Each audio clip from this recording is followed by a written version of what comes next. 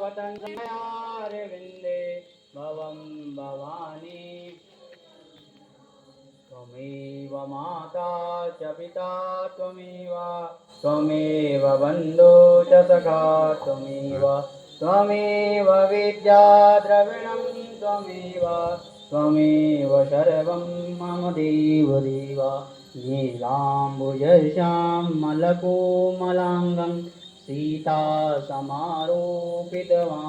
भागं पाणो महाकाय गजारुचापं नमामि रामं रघुवंशनाथं देवी प्रपन्नाति हरे प्रसीद माता जगतोऽखिलस्य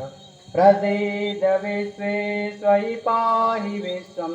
त्वमीश्वरी देवी चराचरस्य मनोजवं मारुततुल्यवेगं जितेन्द्रियं बुद्धिमतां वरिष्ठं वातात्मजं वानरयोग्यमुख्यं श्रीरामदूतं शरणं